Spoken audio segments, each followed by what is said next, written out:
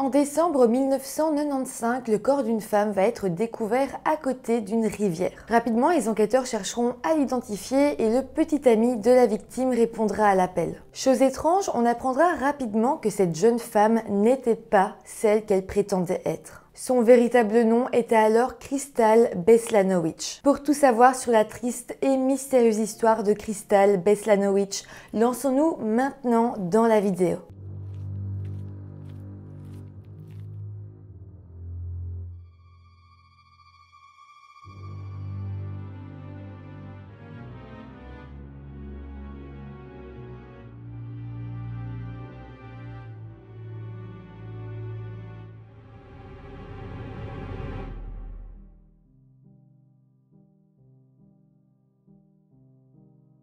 Hello tout le monde, j'espère que vous allez bien. Aujourd'hui, je vous reviens avec une histoire qui est résolue, mais qui mérite vraiment d'être racontée et qu'on s'y intéresse. Ne serait-ce que pour les avancées de la science qui ont permis de résoudre ce cas, mais aussi pour le très dur travail qu'a fourni l'un des enquêteurs. Et vraiment, c'est important qu'il serve d'exemple et qu'on rende hommage à toute cette partie de sa carrière parce que vraiment, il a fait un travail dingue sur toute cette affaire. En tout cas, avant de commencer la vidéo, je vous rappelle de vous abonner à la chaîne si ce n'est pas encore fait. Et maintenant que tout ça est dit, lançons-nous dans la vidéo. Nous sommes le samedi 16 décembre 1995 aux États-Unis, dans l'état de l'Utah, dans le comté de Wasatch. Ce jour-là, au petit matin, un père et son fils se sont rendus en forêt près de la rivière Provo pour aller chasser. Malheureusement, leur matinée a été bien différente de ce qu'ils avaient imaginé. En arrivant sur les lieux, ils vont alors découvrir le corps d'une jeune femme nue et recouverte de sang. Elle était allongée sur plusieurs gros rochers juste à côté de la rivière Provo. L'homme et son fils vont alors immédiatement appeler le bureau du shérif du comté et très rapidement, les enquêteurs seront envoyés sur la scène de crime. À 8h40 du matin, l'enquêteur Todd Bonner va être l'un des premiers à arriver sur la scène de crime et il va tout simplement être bouleversé par ce qu'il va voir. Il va noter que le visage de la jeune femme ainsi que son crâne semblait avoir été totalement écrasé, totalement percuté par une des pierres qui était juste à côté. Il y avait plusieurs pierres, dont une qui était totalement ensanglantée. En fait, cette jeune femme semblait avoir été sauvagement assassinée et clairement, vu l'état de son corps, elle semblait avoir vécu une véritable torture. La police scientifique arrivera évidemment sur les lieux et les agents ramasseront plusieurs pierres au cas où l'une d'entre elles serait l'arme du crime. De plus, tout le lieu sera passé au peigne fin et les enquêteurs essayeront de retrouver les vêtements de cette femme. Bizarrement, ils vont simplement retrouver une chaussette qui était comme soigneusement pliée juste à côté du corps, mais tout le reste des vêtements avait disparu. Mis à part ça, il n'y avait aucune autre preuve physique sur les lieux et malheureusement, cette affaire s'apprêtait à devenir un véritable casse-tête pour les enquêteurs. Une autopsie va alors avoir lieu et je précise que jusque-là, nous n'avions toujours strictement aucune idée de qui était cette jeune femme. En tout cas, le rapport d'autopsie va révéler que la cause de sa mort était un traumatisme contondant. Aussi, selon l'estimation du médecin légiste, elle serait décédée plus ou moins 10 ou 12 heures avant qu'on retrouve son corps. Donc en gros, ça voudrait dire qu'elle aurait pu être assassinée le vendredi 15 décembre vers plus ou moins 21h. En tout cas, les enquêteurs essayaient de trouver l'identité de cette femme. Ils n'avaient pas beaucoup d'indices, mais malgré tout, ils se disaient que si ils arrivaient à trouver son identité, sans doute qu'ils auraient beaucoup plus d'informations et peut-être même qu'ils arriveraient à résoudre cette enquête. Mais bon, comme je vous le dis, il n'y avait pas beaucoup d'éléments pour essayer de l'identifier. Alors, on sait qu'elle avait une bague à un doigt, ça peut aider à l'identifier. Mais surtout, elle avait 3 tatouages qui étaient vraiment bien distincts. Elle avait un numéro 6 sur sa main gauche, une série de flèches sur son bras gauche et 2 cœurs imbriqués avec le nom Chris au-dessus de son sein gauche. Donc pour les aider dans leur recherche, les enquêteurs vont publier un croquis de la jeune femme ainsi que de ses tatouages dans tous les journaux locaux du comté. Ils se disaient que sans doute une famille cherchait l'une de leurs proches, leur fille, leur sœur, leur compagne et que peut-être ils la reconnaîtraient grâce à ses tatouages. Et il faut savoir qu'en très peu de temps, ça va fonctionner, quelqu'un va la reconnaître. En fait, la police va être contactée par un certain Chris et il dira que la femme qui a été retrouvée retrouvée était sa petite copine qui s'appelle Tracy Beslanowicz et qui avait justement disparu depuis plusieurs jours maintenant. Alors Chris va expliquer aux policiers qu'il vivait avec sa copine Tracy dans la ville de Salt Lake City, une ville située à 1h30 environ de là où le corps de Tracy aurait été retrouvé. Le couple était en fait arrivé en ville 5 mois plus tôt et vivait alors dans un motel depuis leur arrivée. Et Chris expliquera que dans la nuit du 14 au 15 décembre, vers minuit, 1h du matin, Tracy lui avait dit qu'elle voulait se rendre à la pompe à essence Circle K qui se situait pas très loin de leur motel. En fait, il faut savoir que Tracy se sentait en sécurité là où elle vivait et elle n'avait pas du tout peur de marcher sur des courtes distances. Donc Chris l'avait laissée aller seule à la pompe à essence. Le problème, c'est que ce soir-là, les minutes et les heures sont passées sans que Tracy ne finisse par rentrer au motel. Chris va leur expliquer toujours aux enquêteurs que voilà, au bout de quelques temps, il avait commencé à sérieusement s'inquiéter parce que sa copine ne rentrait pas. Il avait alors frappé à toutes les portes du motel pour demander si quelqu'un avait vu sa petite amie Tracy, mais personne ne l'avait aperçue. Il s'était alors rendu jusqu'à la pompe à essence, mais malheureusement, là non plus, elle n'y était pas. C'est là que Chris a eu l'idée d'appeler la police, mais finalement, il ne l'a pas fait et il n'expliquera pas vraiment pourquoi. Simplement, il s'est dit que peut-être, sans doute, il allait retrouver Tracy. Finalement, le dimanche 17 décembre, donc 2 jours plus tard, Chris avait finalement décidé de se rendre à la police pour signaler la disparition de Tracy. Peu de temps après, il avait regardé la télévision et c'est là qu'il était tombé sur un petit reportage sur une femme ayant été retrouvée décédée dans le comté de Wasatch. Et là, Chris dira qu'il lui a fallu à peine quelques secondes pour se rendre compte qu'il s'agissait de Tracy, sa petite amie, et surtout, dès qu'ils ont montré les tatouages de la jeune femme retrouvée, il a directement reconnu ceux de Tracy. Surtout que, je le rappelle, Tracy avait quand même un cœur tatoué avec le nom de Chris à côté. Donc voilà, c'est après ce reportage que Chris avait finalement appelé la police. Donc enfin, maintenant, les enquêteurs savaient qui était cette femme qui avait été retrouvée près de la rivière. À partir de là, ils avaient la lourde tâche d'annoncer à son père que sa fille était décédée, qu'elle avait été assassinée.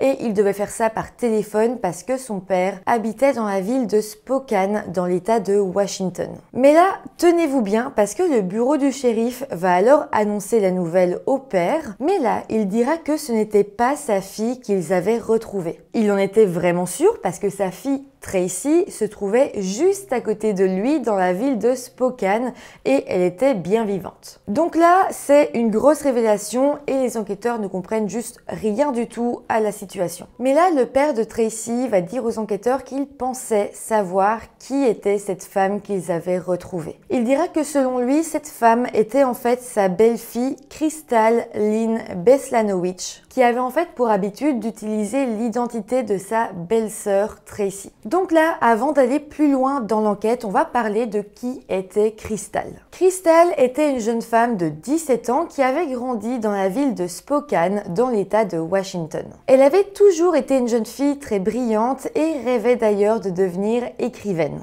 Malheureusement, lorsqu'elle est rentrée au lycée, Crystal a commencé à avoir de mauvaises fréquentations et sa vie va malheureusement petit à petit se dégrader. À 12 ans, elle a commencé à consommer des drogues et elle s'est ensuite retrouvée dans le milieu de la prostitution. De ses 12 ans à ses 17 ans, elle a alors eu pas mal de problèmes avec la police et a été arrêtée pour vol, prostitution, agression et drogue. Aussi, on sait qu'à un moment donné, pendant cette période, donc entre ses 12 ans et ses 17 ans, Crystal est tombée enceinte et elle a même donné naissance à cet enfant. Malheureusement, à cause de toutes ces addictions, de son mode de vie, elle n'a pas pu garder son enfant et il a été placé.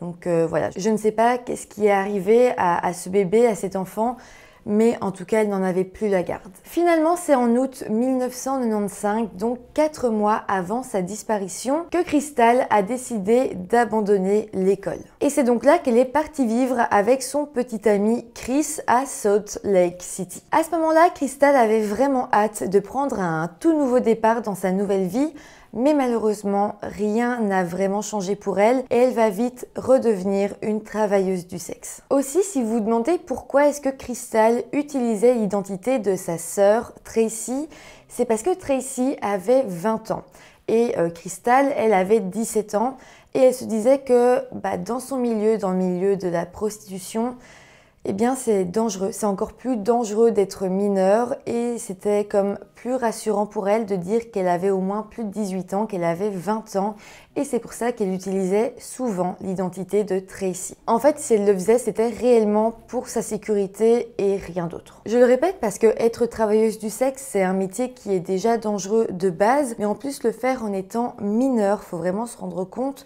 que c'est d'autant plus dangereux. D'ailleurs, Crystal était connue pour fréquenter le quartier de North Temple, qui est un endroit populaire pour les travailleuses du sexe, mais où malheureusement beaucoup de gens en difficulté traînent la journée ou le soir. Parmi ces gens, évidemment, tout le monde n'est pas dangereux, mais il y en a qui le sont, qui sont addicts à des drogues, à de l'alcool et qui peuvent avoir des comportements violents, notamment souvent envers les femmes.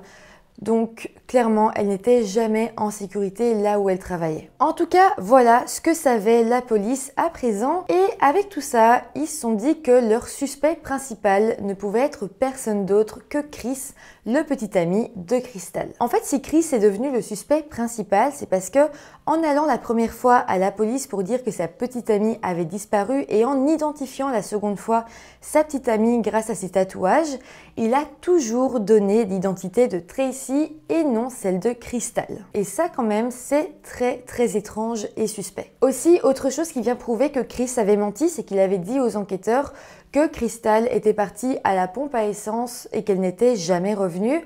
Or, vu la situation, il était plus que probable que ce soit sans doute un client qui l'ait assassiné. Et donc ça veut dire qu'il a caché délibérément le fait que Crystal était sans doute partie travailler ce soir-là. Donc selon les enquêteurs, même s'il est possible que Chris ne l'ait pas assassiné directement, il est fort possible qu'il en sache plus, qu'il n'ait rien dit et qu'il ait des choses à cacher. Il va alors être interrogé par les enquêteurs et rapidement, en fait, il va avouer avoir menti. Par contre, Chris dira que s'il l'avait fait, c'était réellement dans le but de protéger Crystal. En fait, dans un premier temps, il ne voulait pas dire qu'elle était mineure et travailleuse du sexe, mais surtout, il craignait que s'il l'avait dit, eh bien, les enquêteurs auraient pu être moins motivés pour essayer de comprendre ce qui lui était arrivé. Alors, pour éviter ça, il s'était tout simplement dit qu'il n'était pas obligé de donner tous les détails aux enquêteurs. Les enquêteurs vont alors décider de croire Chris, surtout qu'il avait l'air vraiment sincère et vraiment dévasté. Il va d'ailleurs demander aux enquêteurs de vraiment enquêter sur ce cas, de ne pas laisser l'affaire sur un coin de table parce que sa petite amie était une prostituée et addicte à la drogue. Il dira que sa vie valait autant que celle des autres et que c'était important de s'occuper de cette affaire. Une autre chose qui va faire dire aux enquêteurs que Chris ne pouvait tout simplement pas s'en être pris à sa petite copine, c'est qu'il avait aucun mobile pour le faire. Il était dépendant financièrement de Crystal, c'est elle qui lui permettait de vivre, donc clairement sans elle, il était perdu, il ne savait pas du tout quoi faire. Il n'y avait rien non plus qui lui permettait de gagner de l'argent si elle venait à décéder, donc clairement ça ne lui profitait pas qu'elle décède. Aussi, Crystal avait été tuée dans une forêt à 1h30 de la ville et Chris n'avait pas de voiture. Donc là, Chris a été rayé officiellement de la liste des suspects et les enquêteurs ont commencé à explorer de nouvelles pistes. Plus de 30 personnes ont alors été interrogées, y compris d'autres travailleuses du sexe qui, selon les enquêteurs, avaient peut-être vu ou entendu quelque chose par rapport à la disparition. Après avoir entendu toutes ces personnes, les enquêteurs vont se rendre compte qu'un chauffeur de taxi local qui s'appelle Herb Fry était assez connu dans leur entourage pour être très amoureux de Crystal. D'ailleurs, et ça laisse vraiment présager le pire, quelqu'un l'aurait entendu dire « si je ne peux pas l'avoir, personne ne l'aura » en parlant de Crystal. Là, les enquêteurs avaient un suspect très intéressant. Ils vont alors comparer son ADN à celui retrouvé sur le corps de Crystal pour essayer de voir s'il correspondait. Mais là, les enquêteurs vont finalement être forcés de reconnaître que les deux ADN n'étaient pas les mêmes. Ce chauffeur de taxi sera alors lui aussi rayé de la liste des suspects. Après ça, les enquêteurs vont avoir une nouvelle piste. À Salt Lake City, quelques semaines avant la découverte du du corps de Crystal, une autre travailleuse du sexe avait été retrouvée assassinée dans une voiture. Cette femme s'appelait Melissa Griggs et était âgée de 33 ans. Les enquêteurs se demandaient alors si les deux affaires pourraient être liées. Melissa travaillait dans le même quartier que Crystal et donc il est possible qu'elles se soient même déjà croisées un jour. Les enquêteurs vont alors essayer de trouver des similitudes entre les deux histoires, mais finalement, à part le fait qu'elles avaient le même métier et travaillaient au même endroit, ce qui est quand même déjà beaucoup, je vous l'accorde, il n'y avait rien d'autre en commun. C'était vraiment deux affaires qui étaient difficiles à relier. Donc finalement, par manque de preuves, par manque d'éléments, cette piste sera finalement abandonnée. Il faut savoir que Todd Bowner, qui était le premier enquêteur à être arrivé sur la scène de crime, a donné absolument tout son temps à cette affaire. Il a fait un travail monstrueux pour essayer de comprendre ce qui est arrivé à Crystal et clairement, je pense que son travail a été remarquable. Malheureusement, malgré tout son acharnement, malgré toute sa détermination, il n'a pas réussi à faire avancer l'enquête parce qu'il n'y avait tout simplement rien, il n'y avait pas de preuves, il n'y avait pas d'éléments d'enquête en plus, il était simplement face à un mur. Par contre, je le précise, ils avaient quand même un indice et un très gros indice. En fait, les enquêteurs avaient réussi à retrouver un petit peu d'ADN du suspect. Et avec cet ADN, ils savaient qu'ils pourraient avoir l'occasion de résoudre cette affaire. Simplement, lorsqu'on a découvert le corps de Crystal, nous étions en 1995 et la technologie ne permettait pas de faire de réels profils ADN. Donc oui, les enquêteurs avaient l'ADN du suspect, mais pour le moment, avec la technologie qu'ils avaient, eh bien, ce n'était pas vraiment possible d'en faire quelque chose. Par contre, Todd Bowner gardait vraiment espoir que les choses évoluent, que la technologie évolue pour un jour peut-être réaliser un vrai profil ADN qui les mènerait au suspect principal. Si vous vous demandez évidemment que les enquêteurs ont essayé de mettre ces échantillons d'ADN dans leur base de données, mais à l'époque ça ne correspondait à aucun qui n'avait déjà été enregistré, donc clairement l'ADN à ce moment-là ne servait à rien. Mais malgré tout, et heureusement parce que c'est pas le cas dans toutes les enquêtes, l'ADN a été conservé correctement au cas où pour les avancées futures. On va alors faire un bond dans le temps jusqu'en 2006, c'est-à-dire 10 ans après la mort de Crystal. C'est cette année-là que les enquêteurs ont décidé de réouvrir le dossier. S'ils ont pris cette décision, c'est parce qu'en 2006, il y avait de nouvelles technologies ADN et ils espéraient pouvoir faire quelque chose avec l'ADN retrouvé. Donc pour eux, c'était le moment parfait. À ce moment-là, ils étaient vraiment motivés. Alors ils ont exhumé le corps de Crystal et ils ont récupéré de l'ADN qui était encore présent sous ses ongles pour essayer d'avoir le plus d'ADN possible. Mais bon, malheureusement, après ça, il va falloir attendre encore 3 ans pour que les choses évoluent un peu plus. En fait, en 2009, l'enquêteur Ted Bowner a été nommé shérif du comté de Wasatch et grâce à ça, il a eu l'opportunité de ramener le dossier de Crystal tout en haut de la pile des priorités. Il a alors nommé 2 détectives pour travailler sur l'affaire à temps plein. Malheureusement, cette année-là ne sera pas l'année où l'affaire sera résolue parce que malgré tout le travail, malgré les avancées sur la recherche ADN encore une fois, on n'arrivera pas à créer un profil ADN du suspect. On va alors devoir attendre jusqu'en 2013 pour que là, il y ait un énorme pas qui va être fait du côté de la technologie. Les enquêteurs avaient enfin trouvé l'outil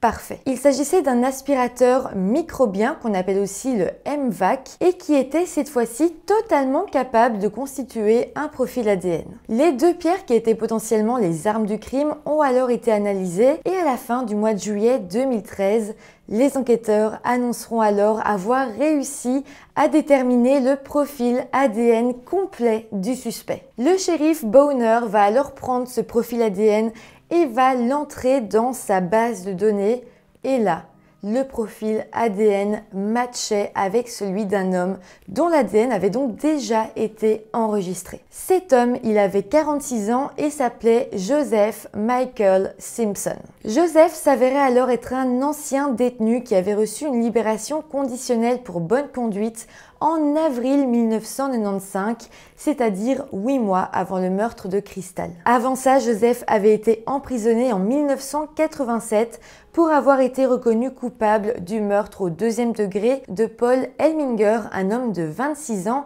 qu'il avait poignardé à mort. Pour ça, Joseph avait été condamné à seulement 5 ans de prison et après ça, il avait été libéré pour bonne conduite. Et c'est comme ça que 8 mois plus tard, en août 1995, eh bien, il avait sans aucun doute été impliqué dans la mort de Crystal et ensuite, 2 ans plus tard, il avait de nouveau été arrêté dans l'état du Nevada pour des accusations liées à la drogue et avait donc fini par être à nouveau renvoyé dans sa prison en Utah. Mais bon, il n'était pas resté incarcéré très longtemps parce que 3 mois plus tard, il avait de nouveau été libéré. Et le pire dans tout ça, c'est qu'en juin 2003, la justice déclarera que Joseph avait rempli toutes ces conditions de libération conditionnelle et qu'il était à présent un homme libre. À partir de 2003, il n'avait donc plus aucune charge contre lui, il pouvait faire ce qu'il voulait et donc il a continué sa vie tranquillement. En sachant tout ça, le shérif Bowner s'est alors lancé dans la mission de retrouver Joseph afin de l'interroger et l'arrêter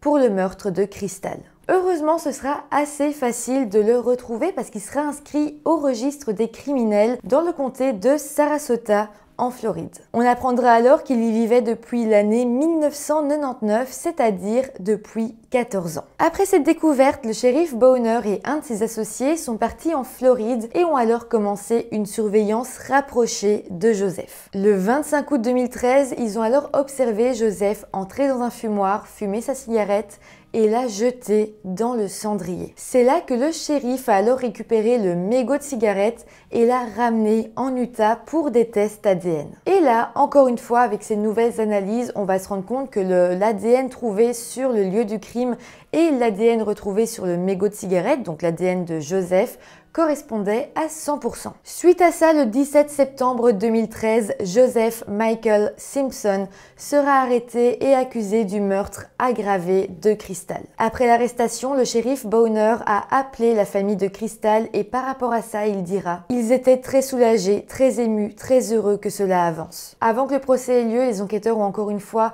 recomparé l'ADN de Joseph et celui sur la scène de crime pour être sûr. Et en plus de ça, ils ont pris les empreintes des paumes de main de Joseph pour les comparer aux empreintes sanglantes laissées sur l'une des pierres. Et là encore, les deux empreintes correspondaient. Le procès de Joseph s'est alors ouvert le 15 septembre 2016 et l'accusation a alors clairement démontré à l'aide des preuves ADN que Joseph avait eu des relations sexuelles avec Crystal et que son ADN était sur le rocher qu'il avait utilisé pour la tuer. Ils ont aussi appuyé sur le fait que Joseph connaissait très bien la zone où le corps de Crystal a été retrouvé car au moment des faits, Joseph y travaillait. Il conduisait en fait une navette qui amenait les gens à l'aéroport et sur son chemin, il passait donc plusieurs fois par jour à l'endroit où le corps a été retrouvé. Il faut savoir par contre que du côté de la défense, eh bien, Joseph niait totalement le meurtre de Crystal. Par contre, 2 de ses codétenus viendront témoigner à la barre et diront que Joseph leur avait pourtant avoué le meurtre de Crystal.